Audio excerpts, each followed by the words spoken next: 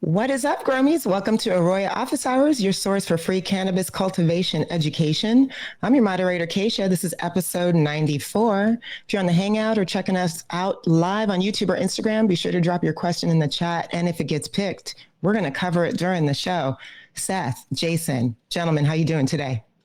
Doing well. Doing great.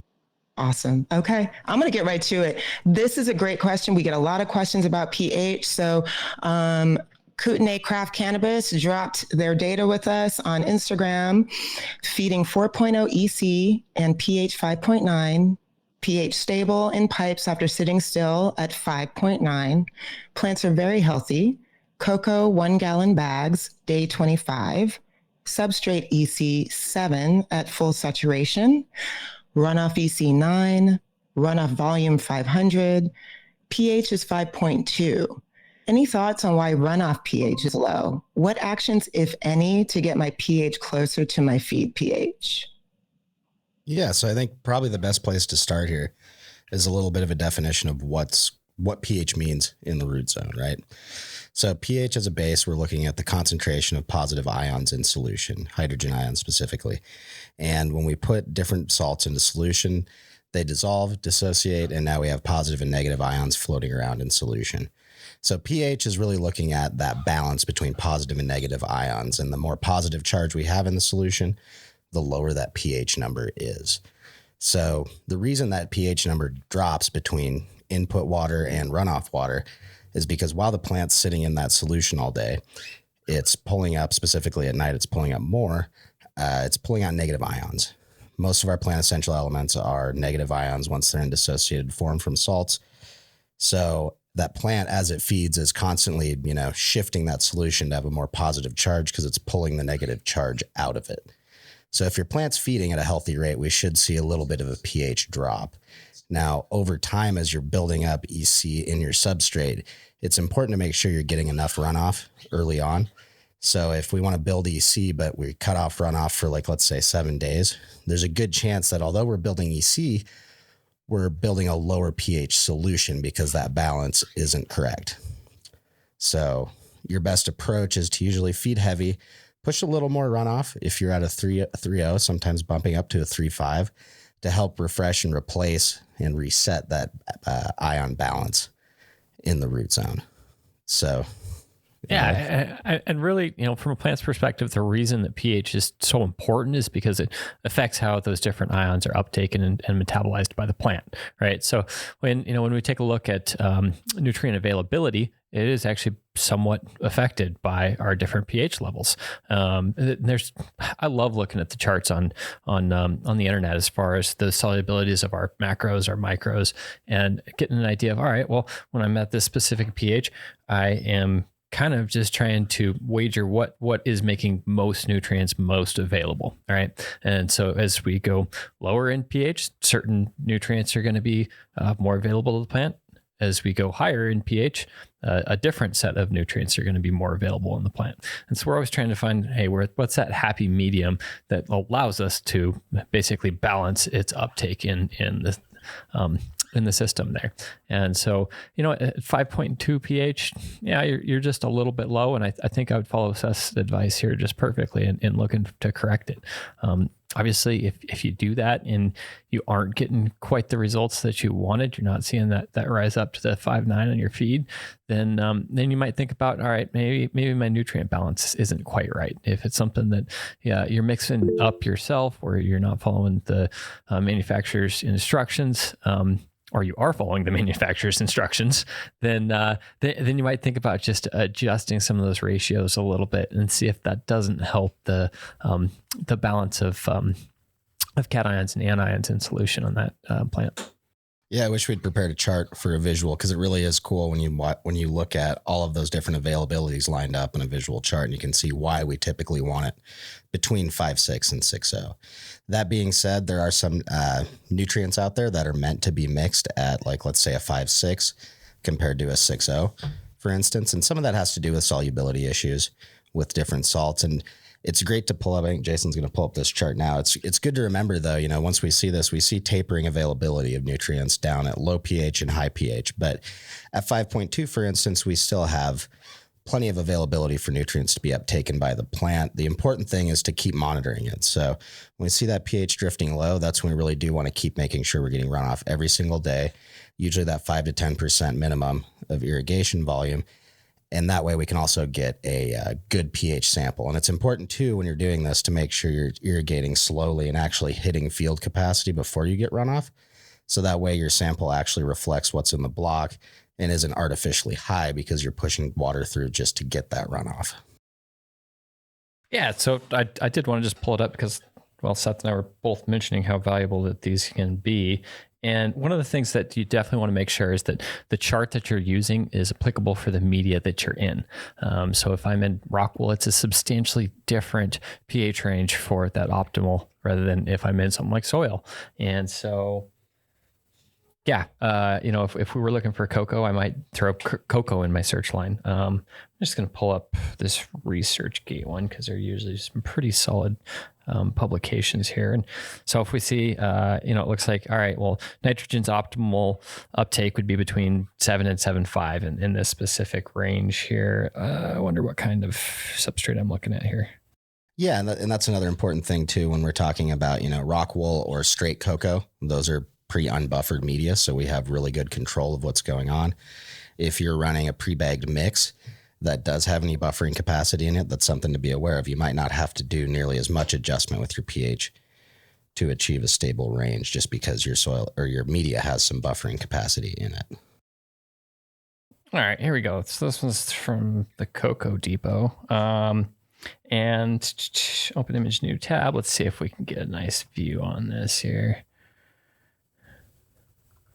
All right, there we go. So this one's specifically for Coco. And obviously there's some differences among Coco, but we got to make some generalizations. So we can see, all right, here for nitrogen, our optimal ranges are actually a little bit on the very balanced side. And so that's one where we're trying to ride right on the edge. For phosphorus, we can see, all right, we actually have a steep curve. As we go lower than 6.0, we start to lose that solubility. Now, down lower on the chart, when we look at something like manganese or this copper and zinc areas, we can see, all right, well, if we go lower, we have higher solubility, but if we go up there higher where we might see phosphorus be very available, we lose out on some of those. And so if we get our sweet little pin out here, we can talk about, all right, what's the optimal ranges for these? And that page didn't let me get my pen out. So we're going to be in purple today, and we'll talk about, all right, so for Coco, probably if we run in a range right here, then we're going to, take advantage of the solubilities of the ones that prefer a little bit more balanced or a higher amount of basic, and the ones that are more acidic. I think it's important to consider too the phase of growth that you're in. So when we're looking at stretch, for instance, those first few weeks and then going into mid bulking, nitrogen's very important. So if that pH drifts too low, we're starting to limit nitrogen, phosphorus, and potassium. Those are our three main plant essential elements. So dropping it down early in the growth phase is starting to limit that. And that's when we see, some of those classic lockout symptoms that we've talked about for years, where basically we're just making the plant deficient in some of its main elements and it's unable to uptake them. However, later in flower, we still want to maintain a good pH. But if we're talking about, week 8 or 9, and we're seeing that drift happen at a point in the time, the plant's life cycle where it should be feeding less and starting to finish, it's a little bit less of a concern. But if we're seeing that pH drift in those first 2 to 3 weeks, that's when we're really going, okay, there's something either wrong with how we're mixing the nutrients, the composition, or typically haven't been pushing quite enough runoff to reset that balance every day. So over time, we've built up a high concentration of ions or salts in the substrate, but it's not the ones we want. It's the ones we want to kind of push out and replace with some of those fresh negative ions.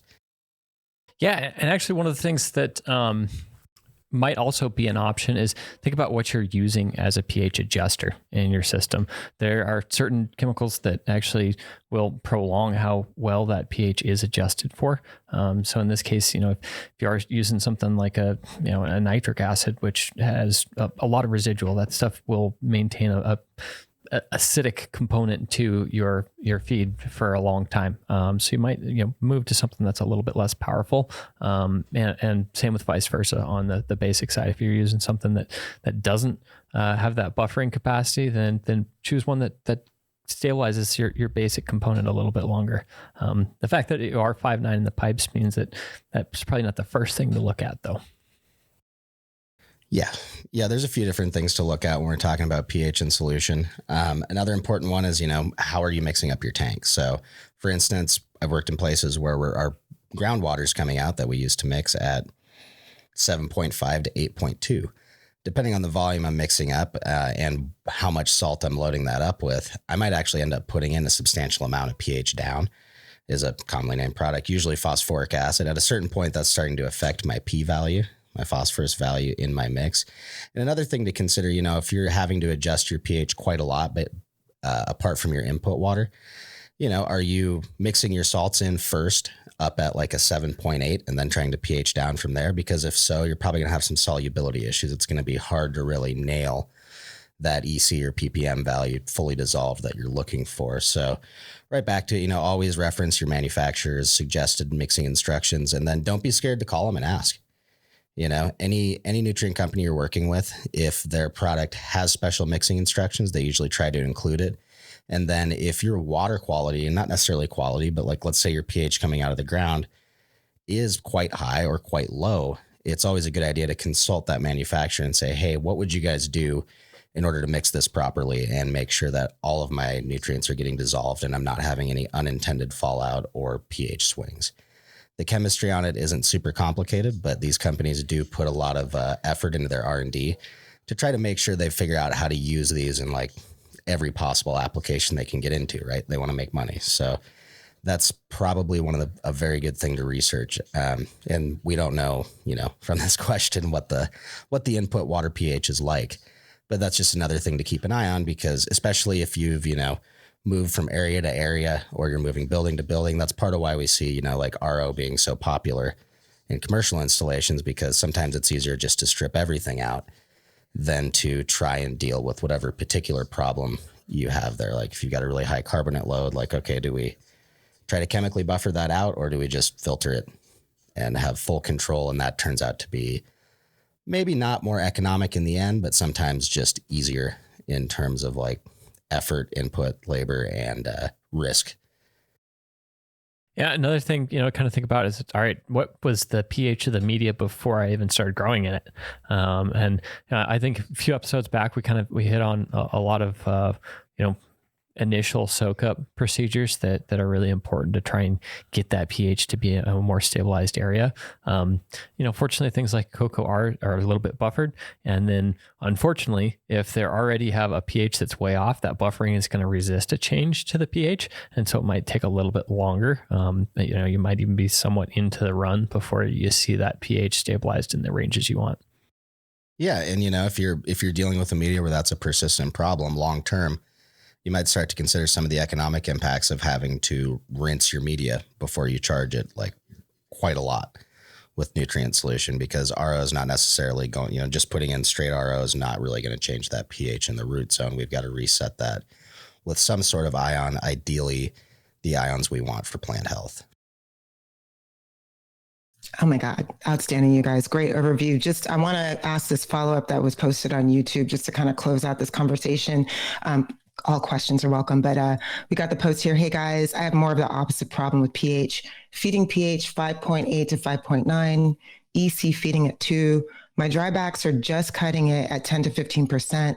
My runoff pH is 6.5 to 6.6. How do I go about getting pH in range? What would you advise for this person? So on this one, I think this one's easier to answer, because it sounds like a feed of 2.0 EC is probably going to be the main contributor in this one. That's your plants are running out of nutrition. As Seth was mentioning, a lot of what those plants are eating up are going to be the ions that help stay in that range. And so when your EC is that low, you're probably just seeing an imbalance in the nutrients. Yeah, and that's something important to remember. When your input EC is low, it's highly likely that your root zone EC is going to be fairly low because you're not loading it up enough to really overcome the needs of the plant and stack on EC above that. So when we're at a low EC state, if we equate 3.0 EC to 1500 ppm and the plant's taking out, and this isn't anything precise, but it's a good visualization that I like to use. And that's if I have 1500 ppm of salt in the media and the plant's pulling out on average, or we're seeing about a 500 ppm difference in between the time that we load the block up and then the end of the day when we irrigate again. 500 ppm and a 1500 ppm load is a pretty big shift, and that's going to have a big impact on your pH. And when we see pH going up rather than down, number one, we're seeing an imbalance between what's available to the plant, what it's pulling out. So that's something to look at. Another one is to start to go look at your environment and make sure you're having consistent VPD day and night. So we're actually getting proper uptake of nutrients overnight. What is your light load like? Do you have a really poorly lit room? That can definitely be part of the equation here, where we're putting all that in and the plant's not really utilizing as much of that as we expect. So we're pushing that pH up in range.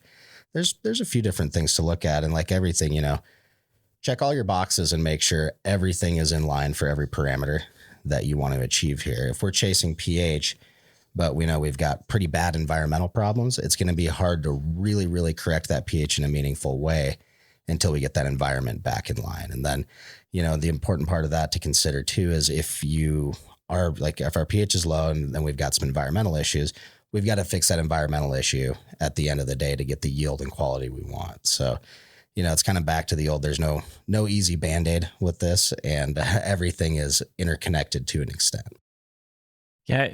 And, one of the, I think, misconceptions that hopefully by following some of the, traditional ag and some of the scientific parameters that we're seeing these days is we'd rather probably just be overfeeding slightly with these plants than underfeeding them, right? When we consider all of the cost factors that are going into growing cannabis, we would rather just be, wasting just a tad bit of money on probably nutrients than losing money based on shortcutting the nutrients. When we think about all of the inputs that are cost inputs to grow cannabis, nutrients is usually not one of the top three.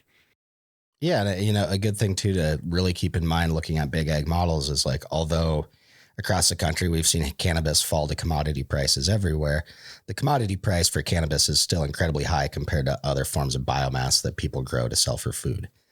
So it's a little bit of a paradigm shift where in traditional agronomy, we were looking at, hey, what's the absolute minimum we can use to get an acceptable harvest? And then saying okay, as long as we hit this mark, we're good economically, right? Well, with cannabis, we have the opportunity to push it past that point and actually reap a pretty big benefit out of it. So it's worth it to put, run on the excessive side compared to the deficient side. And also, if your plant, and obviously there's some genetic differences in here, but most plants, if we're taking care of it properly and letting it go through its, after 12-12 flip determinate life cycle, we can guide that in. And basically, if our nutrient composition is correct going towards the end, we are going to waste a lot of that. As the plant starts to enter senescence, it stops feeding. A lot of those nutrients are just flowing right by it out the bottom of the pot, and we're just maintaining pH and EC. But that's an example of where, if we go too far one way, a 2-week flush sounds great. If you don't use nutrients for 2 weeks, that's a lot of money savings on your crop. But we know now that that's not actually beneficial here. So even though we don't have perfect use on the plant's parts of the nutrient, it's still worth it to have it in there. Awesome, you guys. pH in a nutshell, just blinding everybody with science. Thank you guys for that. We're going to keep it moving. Our Grow Me Cypher's on the line. He had a question about cure room and humidity. Cypher, you want to unmute yourself and speak your mind? Yes. So I do have a climate controlled curing room, HVAC, cooling, dehumidification. For the first, 7 to 10, 12 days, my parameters stay within where I want, about 60. However, towards the trailing end, it starts to drop in humidity. I do have an ultrasonic humidifier in there, but it just seems wrong to me to be dumping water vapor into my curing space. do you guys have any recommendations? Is there any standard procedures, potentially a better humidifier, or anything you guys could let me know that might ease my tensions and dumping water vapor into my curing room? Sure. So, when we think about the moisture release curves from cannabis in the room, obviously we're going to be, first few days, we're dumping a lot of humidity from the plant mass into the room, right? We're looking at, a plant mass by water weights, like we're almost 90% water in cannabis. And so right off the bat, obviously the cannabis plant is relieving a lot of its water content right into the room. And as we start to get lower and lower and lower in water content, the release is actually going to be slower and slower and slower. Just the total amount of water in the room has decreased significantly. And so I think that's, that's what you're seeing there at day 7, day 10. I guess the question from my end would be, what water activities, what moisture contents are you seeing in the bud itself at those 7 to 10 days? And, or, can you possibly just, start to cure that product in totes or in bins at that point? Yeah. Okay. And another thing to look at, dude, is, what kind of dehumidification equipment do you have in there? Does it have the ability to phase out so you can, the drying process, you start with barely being able to keep up typically. Then if you've got enough capacity and you have too big of units, you can't slow down that dehumidification later on and slow down that drying process. So sure, getting some kind of moisture analysis is probably your best bet, because we've seen, especially strain dependent, in the same facility grow up in the same way, fairly different drying times on different strains just due to bud size, density. Potency could even affect how quickly that water comes out of there. So getting a way to put a number on it and then really dial it in per strain, because a great example is in one room, we might see some strains come down at day 7. They've hit the desired water activity below 0.65. Some we might be pulling down at more like 10 or 11. And then another part of it too is how much volume the room has. That's one factor I've definitely seen where, hey, we've got a big amount of biomass we're moving into this room that's got a really tall ceiling. And that's great at first because we've got a lot of expansion room to breathe, but down the line, it might become very difficult to control that bigger environment. That's why, when you're looking at, like, let's say curing room design, you only want it to be so big because it costs a lot of money to condition that air and keep it where you want it. The smaller a container you have, the easier it is to control that. But that does come with the caveat of having enough equipment to pull a lot of moisture out of that small space. I see. So there really is no advantage to dumping more water vapor into the room to keep it at that 60% relative humidity. It's more based on what the flower itself is doing. Yeah, and there totally is an advantage if that's what you've got to do to start to try to maintain that environment, right? Like, you want to keep it at that 60 and 60 as much as possible. And correct. That might be unless you have a way to really turn down your dehumidifier or somehow stop your AC in the room from pulling extra moisture out, that sometimes is the only solution, is to put it back in. And that's kind of what happens, right? I mean, I get to a point where, I will stop with my dehumidification because it does not need dehumidification because it's going so low, but I still do need to keep that 60 degrees. So that is pulling out, again, some humidity. So I put an ultrasonic in there, and it's RO water in the ultrasonic, but would I be doing damage by putting that water vapor back into the room to try to stretch out because this is happening, like I said, day 7, 8, 9, 10, where we're trying to stretch it out to more like a 14-day curing time or whatever. So as long as that water is fully atomized, it shouldn't cause any issues. So really what we're thinking here is, obviously, if we're at 60 in a room at 60% humidity, we could dry that cannabis indefinitely, and it's only going to homogenize at 0.6 water activity, right? And so that's kind of one of those things where it's like we know we're pretty safe to not be quite as worried about over drying if those are the room parameters. That bud, when we talk about water activity, 0.6 is a pretty reasonable range to try and target, and so it's going to homogenize. 0.6 water activity in a 60% humidity room, there's going to be no moisture going into that product, no moisture going out of that product. Yeah, and as far as the humidifier goes, using an ultrasonic or some kind of a fogger is going to be a lot better than having, any kind of a spray system in there that would risk getting, the big thing there, right, is just don't get water on your dried buds. Don't let them get wet and start to form some mold. One thing I've done in the past is just shove that ultrasonic in a corner and then kind of manipulate it with fans so I don't have that vapor stream going straight at the plants. I'll put the fans so that it's pushing it up or at an angle. With the ultrasonic, as a matter of fact, that's kind of how we have it, right? We have it so we're not dumping actual vapor onto where our plants are hanging. But like I said, it just seems so weird to me to be adding humidity to a dry room.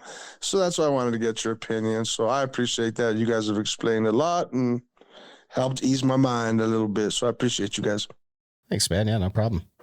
I don't know. On a Right, final note, question, Cypher. Cigar stores do the same thing. They have a humidor to keep that right where it's at, and that's just a humidifier in a wooden box. Right. And I was thinking maybe there was maybe a different type of humidifier that would be better than an ultrasonic that maybe you guys could tell me about. Maybe I was missing out on something, but I think you guys have explained it well. So.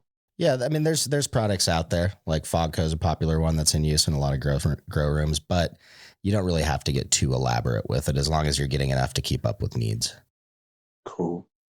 Awesome. Thank you, gentlemen. Appreciate you. Appreciate you, Cypher. Thank you. Keep us posted, all right? For sure. Okay, excellent. All right. We got a couple live questions here. Our good friend Iron Armor posted on YouTube.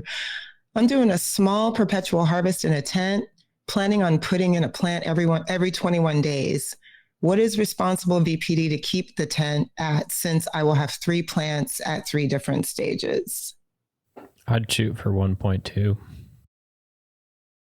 Yep, that's probably your happiest medium where you're not going to dry out your young plant too much and you're not going to make it too humid for your plants finishing. Word, Iron Armor. Good luck. All right, and to keep it moving here, we got this question over on Instagram from Q. They write, Flora Flex running in at 3 to 3.2, 5.9 pH. I'm running a greenhouse, so my CO2 levels and temps flex. Hit 5.2 pH the other day on my runoff. I dropped my nutrients just a little bit and up my volume. Should I go up in EC if most of my strains are looking amazing? And then they continued, I only have about 10 plants with some discoloration, but my pH is still low on a few different strains. What do y'all think? I missed some of those first numbers, but usually I would up your feed EC and up your volume also. We need to get more ionic replacement going on in there to reset that balance. And just remember, like when you're we always try to go, traditional knowledge is go back to try to flush it out. Straight water is going to fix the problem. Straight water can't affect that pH very much. When you just dilute something at a certain pH, that doesn't change the pH. You'll have a lower concentration of ions, but that ratio is not going to change if we're just adding water to the equation and trying to flush some of it out. So although it's not intuitive, raising your feed EC is probably the correct move here. And then just, make sure you're pushing enough runoff and monitor it. If you're at 5.2 and it doesn't go right back up to 5.6, that's okay. If it goes up a little bit over time, that's what we want to see. And hey, if it stays between 5.2 and 5.4 for the rest of the run and your plant health is looking okay, I probably wouldn't obsess too much. It's usually when we see that trend continue to go down that it's really worrying, because it's like, okay, we know this is heading somewhere that's going to end up with us having a completely deficient plant. Where do we need to take the action to prevent that from happening? Awesome, you guys. Thank you, Q. Good luck. All right. We got this question in on Instagram. Durban Hayes 420 is looking for some advice. What are the recommended time and amount of runoff throughout the plant's What are the recommended time and amount of runoff throughout the plant's life cycle in 1 gallon Coco coir? What would you advise for them? I mean, a lot of it's just going to kind of depend on what you're seeing as far as zone ECs. That's usually what I use to dictate how much runoff that I'm shooting for. As I'm doing generative stacking, I'll typically only have enough runoff in order to get pH measurements from my substrate there. Considering you're in a 1 gallon Coco, my guess is you're going to have quite a few irrigations going on. And so when we look at the opportunity there to stabilize our EC or let it rise, we have even more opportunities because we're irrigating more times, right? And even then, if we have significant runoff any of those times, we might be wasting some nutrients. We might be losing an opportunity to stack EC.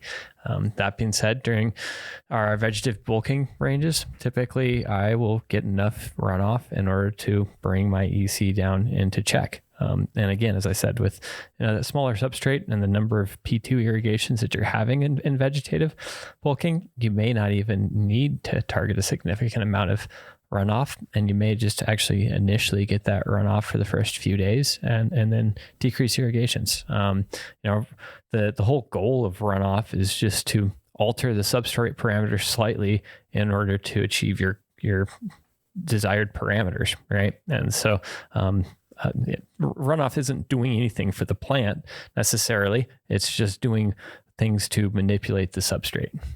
Yeah, we're just trying to refresh that nutrient composition there and keep the pH in check. And usually, 5 to 10, sometimes 15% of total irrigation volume as runoff is pretty adequate to maintain that, And one important thing too, we kind of, pH seems to be the theme here, but that throughout those first 3 to 4 weeks when your plant really is growing, pH is very, very critical. So although, we want to see salt stacking up in the root zone, for instance, still want to keep that pH in check, which means, if the plant's feeding a lot, we really need to up that feed EC to keep up with the plant's needs and actually go above that a little bit to stack, while also pushing that runoff to keep that pH in range as we're stacking those nutrients up. All right. Thank you, guys. Durban Haze 420, good luck. Make me think of Durban Poison, one of my favorites. Okay, moving on. Tom dropped this question on YouTube. They want to know, towards the end of the run, when you're lowering the room temperature, should you drop both the daytime and nighttime temperatures or just nighttime temperatures? And what would the target temps be? What advice do you have for Tom? Yeah, so this is going to be a little bit strain dependent and how long you're dropping them for as well. Typically, I don't try to drop the room any lower than about 75 for my daytime temps. And then I'll do a max of a 10 degree differential night to daytime. If you go any lower than that and you're still having a significant nighttime daytime temp, you're probably just losing out on some yield because we're getting below some of the optimal rates of plant growth. When we think about it, all right, what are our goals of dropping temperatures? Typically, we talk about anthocyanin production. So that's the result responsible for the purple coloring that we see in there.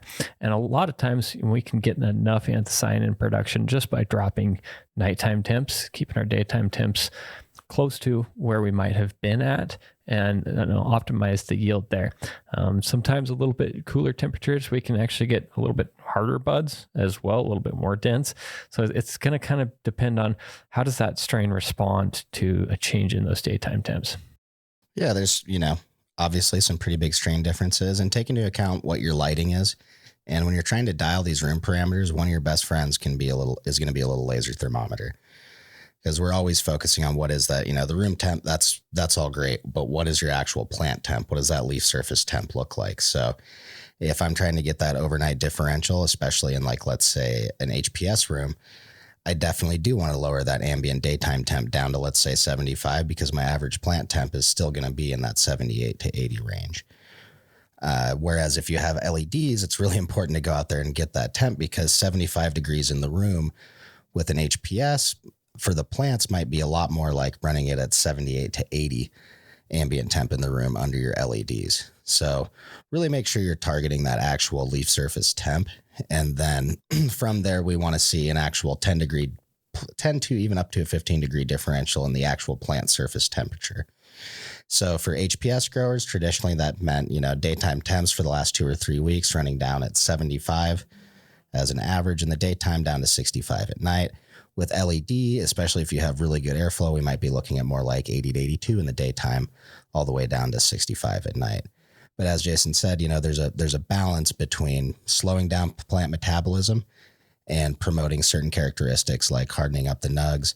And then there's obviously like an upper limit to how hot you want to go before you start hitting things like foxtailing, lower potency, bigger stretched out individual cells on the buds. So, short, sweet answer is yes, we do want to drop that temperature. And part of it's because, hey, this plant evolved to ripen up generally in the fall. Anywhere it was growing naturally, it's ripening up as it's getting colder. That's a signal we're sending to the plant that, hey, we're going into fall. Time to continue to ripen up and focus on reproductive growth more and more rather than any more vegetative growth. Yeah, and I think one of the important things that's always hard for me to incorporate into these conversations as well is, when we're talking about a specific number, we're not always representing. All right, that's usually the set point that we're trying to manipulate. It's not representing the space of the room or the plant population, correct? And this is really where taking more samples of leaf temp or considering, all right, where is my thermometer or my humidity sensor in the room, and is it representing it specifically, right? So when we look at any population of those plants or any analysis of the volume in that room, it's going to follow a T-curve, and we need to analyze, all right, does the sensor we're reading, does our set point represent the exact middle of this T-curve, and how wide is the standard of deviation for this? All right, so let's say we've got a big greenhouse and we're at 10 degree deviation across the room. Well, if we're pushing to a set point at, say, 65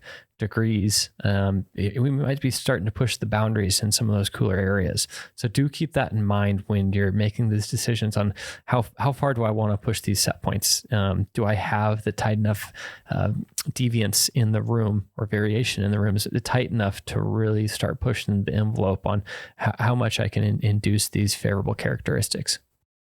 Yeah, and that's a great point bringing up like the greenhouse, because that's not the only situation where we've got, a gradient in temperature and humidity in a room based on how the airflow works inside of that room. A great example for anyone who lives in a northern climate, if you're in a greenhouse, is this time of year. It was 34 degrees out, I believe, when I parked my truck. And okay, can I get that nighttime temp lower? Absolutely. Can I lower it in the day? For sure. But what does that mean in my environment? And here on the Palouse, that means pulling in 34 degree air right now to the front of the room. So suddenly if I try to make too drastic of a change, now I've got a really, really big gradient between the front and the back of my room, to the point where if I've got, let's say, a 40-foot long bench, the front third of that, it's going to have a significantly darker color because it's experiencing 34 degree air coming into the room. And by the time it's hit the back of the bench, we've actually had some homogenization because of the different fans in the greenhouse. And that, not as dramatic in most indoor settings, but you really want to think about how homogeneous your room is and what those effects have. Because if I go, like, let's say, set a room down to 65, and that means one corner of the room goes to 58 right next to the AC register, I might be having some condensation issues that, number one, not great to have any kind of condensation in the room dripping on your buds. That's usually how we see aspergillus pop up in its most severe forms. And a lot of times that's going to happen at night. So you might not be aware that it's happening until you see the damage that's going to come from having your buds get rained on. Yeah, it just reminded me of an anecdote and how much fun some of this stuff can be when you get to face a challenge like that. Right now, if you pop that wet wall open to try and induce a little bit of temperature drop there, like you said, 34 degree air coming in, I was like, all right, let's program the gable vent to open anytime that we've got a bigger temperature difference. Don't use the wet wall, use the gable vent. And then, even on a day like today where we're very overcast, it might actually be beneficial to close up the blackout a little bit. And then when we're using that gable vent, we might even have a more stabilized environment across the room. So, whatever situation you're in, try to spend the time in there to really get the feel of it. Take measurements so that you have a agnostic answer of what's going on in there on top of your feel. See if those agree with each other, and then start to get creative with how you can make the best of the space. Yeah, absolutely. I love the blackout example. I drove by a greenhouse on the way here that had their blackouts pulled and lights on, or their blackouts pulled mostly. A little bit of heat regulation, but that's because right now it's really hard to heat that greenhouse in an efficient way where you don't get condensation on the ceiling. And, well, there's really no no greenhouse panel out there that's nearly as well insulated as like a regular wall or insulated roof. So, hey, in that situation, that does end up being the solution. Does it seem kind of odd to pull your blackouts because you want to use the sun? Sure. But it's way better to pull your blackouts and not have your crop get rained on a few times a day than it is to deal with that. I love that troubleshooting reminder. This is a resourceful community we have here. So love that. All right. We're going to change gears a little bit. This question came in a few weeks ago. We weren't able to get to it. We get so many questions. Love it. Thank y'all for that. But Chronic Sosa recently got powdery mildew in week 6 of flower. They want to know, do you think I can still use it to make bubble hash? It's not really that bad. It's just on some leaves. And then also after dealing with powdery mildew indoors, what would you recommend to kill all these mold spores for home growers? Let's talk about it. I mean, if it's a home grower thing, like you can smoke whatever you want to smoke. So there is that. Would I make bubble hash out of it? I guess it depends how much product I have and how much I need and what I need to do with it. A distillation would probably be a safer bet for anything that is contaminated a little bit like that. So, that's kind of some of the fun of home growing too. It's like, which buddy's going to get the rough sack here today? You just got to watch out. Maybe he's also one of your best friends to make sure that you're not getting whipped up on at the end of the day. And typically too, it just depends on how bad it is, right? Did you just see it on those bigger fan leaves? Was it setting in on the actual bud leaves themselves? A lot of that's definitely going to be up to your judgment. It's not generally as bad to encounter powdery mildew as it is, let's say, an aspergillus related infection or botrytis. That being said, I didn't see how much snow is all over your plants. So as far as cleaning goes though, hey, don't be scared of bleach. Clean the absolute shit out of your entire grow area. Start to be really careful about what clothes you wear and don't wear in. Just because you're not at a big scale professional facility doesn't mean like, hey, you shouldn't have some biosecurity rules about what shoes you decide to wear in, whether or not you have inside and outside clothes. A lot of the facilities out there have gone to, like, if not providing scrubs for their employees, at least saying, hey, we've got locker rooms, and you do a clothes swap, at the very least shoe swap, but ideally a clothes swap in between walking in off the street and going into the grow room. And then don't discount, when you're trying to get rid of powdery mildew or mold in an environment, it's to me can be kind of similar to trying to get rid of thrips. So start looking for all the nooks and crannies and places that you can have biomass build up, and don't discount the smallest amounts of organic matter and dust that can actually hold some of these spores and keep them around. The thing with powdery mildew is it typically comes in. It's not the easiest thing to control. If you can keep your humidity in check, it usually doesn't get too bad.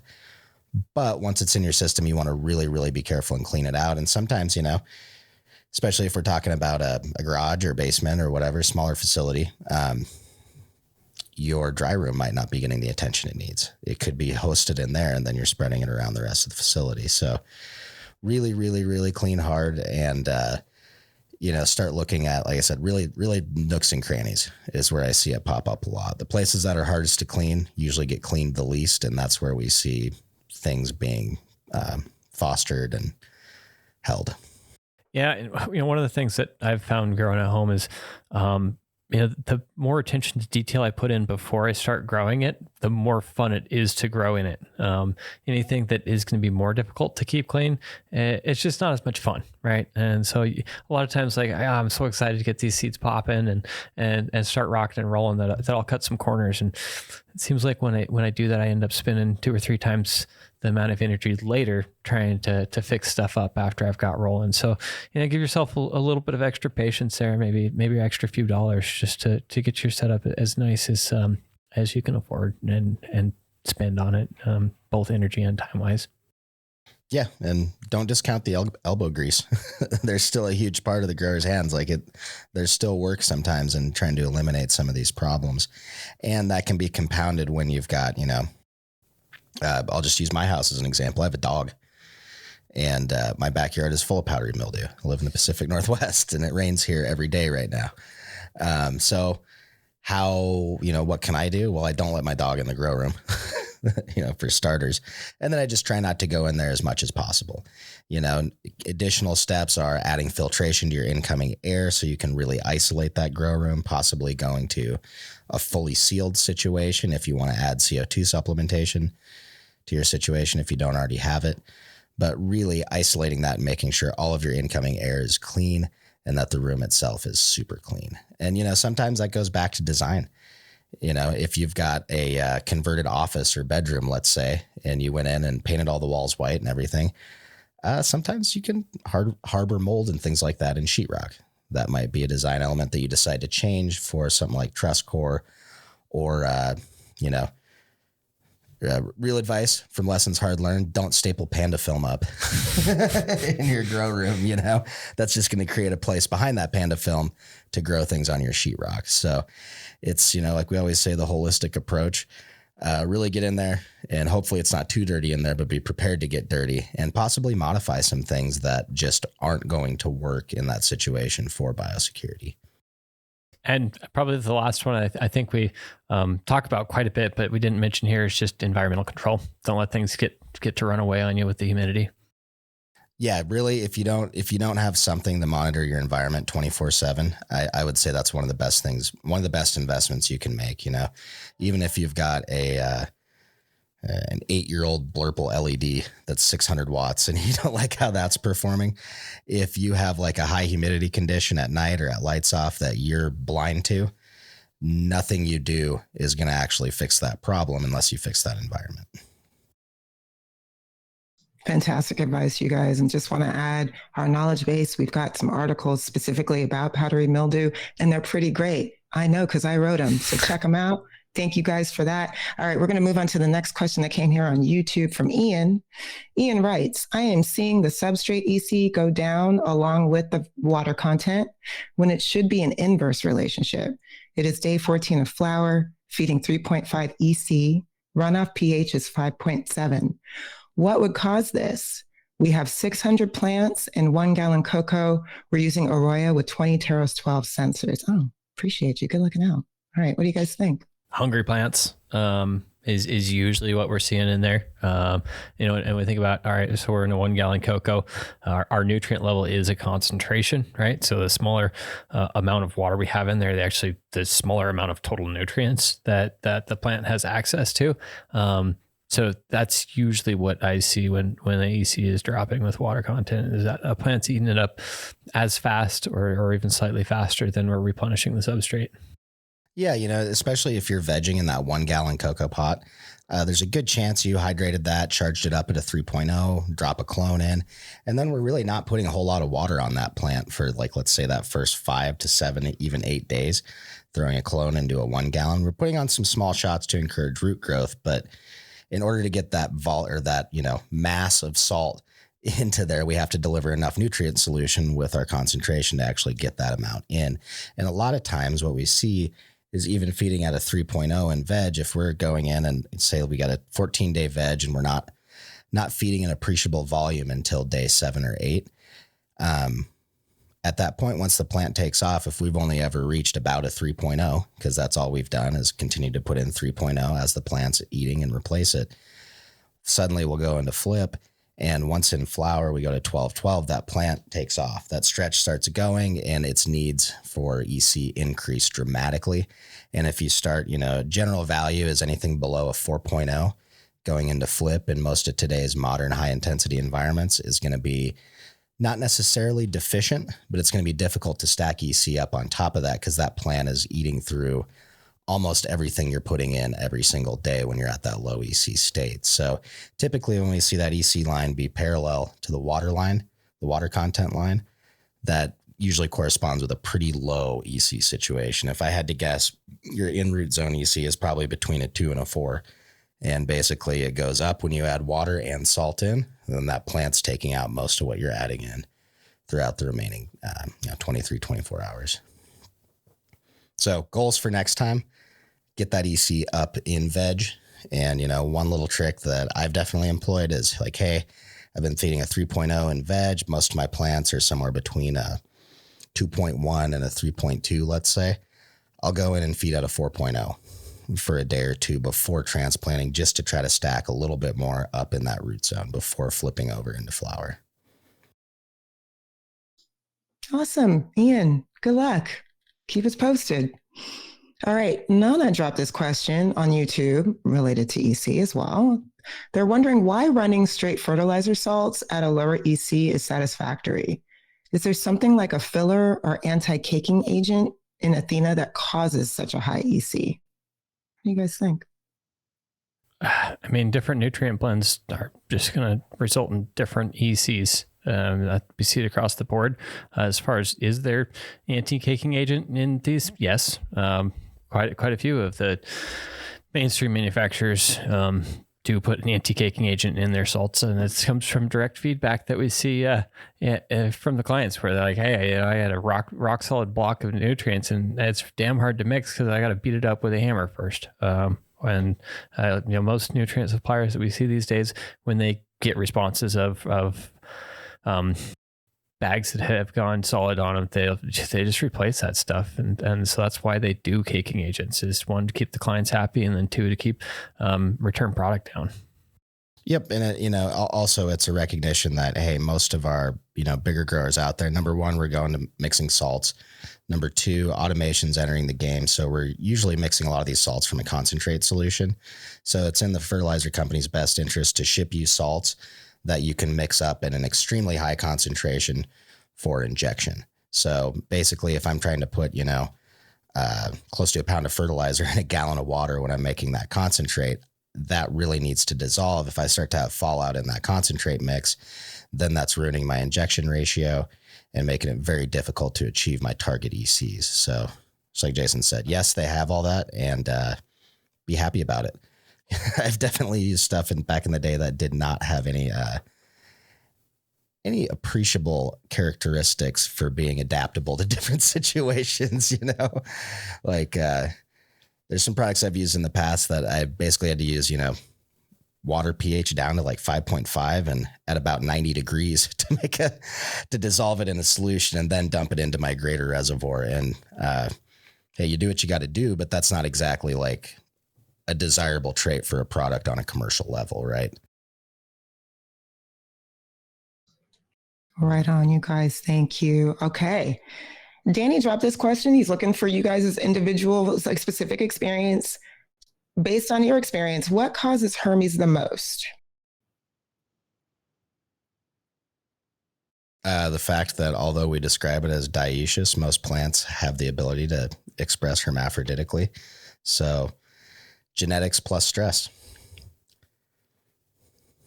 Genetic potential times your environmental potential always gives you your outcome, whether it's your intended outcome or otherwise. Hopefully the intended one. Yeah. So, I mean, that's a thing we run into a lot, actually. And it's something that in the commercial world, it's really frustrating for a lot of people a lot of growers who are running like, what in their eyes is a Ferrari of a facility, right? Like, hey, I can do anything I want in here. And like, yeah, but this strain herms every single time you grow it. And, most other strains you grow don't. So is it your skill as a cultivator? Maybe you could grow this in an environment where it doesn't herm, but I personally have seen genetics that let's say extremely high VPD. So, okay, we grow a desert plant that's just beat up. It has small buds and we're looking at half the yield we'd normally get, compared to any other strain we grow. And at that point, it's like, hey, just because we haven't put the genetic research into figuring out why this plant's doing that, it probably still is outside of any kind of economic viability to try to grow it in a way where it doesn't herm. So, and we've seen, at this point with such a, some people are pretty good at keeping track of their breeding projects and lineages, but there is no, overarching system that lets us verify anyone's breeding projects. And sometimes that's what we see, some strange things happen. Just switching some plants, light spectrum from HPS over to a more white LED spectrum seems to push out herms in these plants. Now, there's a couple different things to look for when we're talking about herms too. Are they more stress related? Is it happening in week 6, 7, 8 after we've got full on bud set and we're, just seeing a lot of stress in the plant at that point? Usually that corresponds with, other signs of stress on the plant. We've got fading leaves, some leaf tip death. And then the other side of it is, are we seeing actual pollen sacs drop anywhere from day 10 to 21 before we even have real bud set? And that's going to result in those buried, fully mature seeds. If I'm seeing those pollen sacs drop, immediately pulling that out of production, because there's a good chance that I am absolutely not going to be able to overcome that in an economic way in my facility. And that's a big risk to all the other plants that I have in that room. And, when we're talking about stress herms, that usually is just a stamen popping out of a developed nug. A plant that is truly genetically a hermaphrodite, that's when we're seeing those fully developed pollen sacs that actually produce an appreciable amount of pollen. All right. Got to check for that strain viability always. Thank you for that, guys. All right. We got this question in from Instagram. Somebody's looking for your recommendations. What size pump would you recommend for a 12 light setup, 16 plants each light, 2 drippers per plant? They're wondering if you would go with a 3 GPS Netafilm drippers or something else. What do you think? 0.3 gallons per hour Netafilm drippers are kind of the standard in the industry. There's a few newcomers on the street as far as those drippers go that I personally like as well. So I wouldn't necessarily just be locked in with those, but usually the lower flow drip rates, 0.3 is one of our most favorites. 2 drippers per pot is a great way to go, just in case you start to see some clogging on one of them, or just to basically a redundancy. Anytime we've got redundancy in production, it might cost us a little, but it's never going to hurt us in the long run.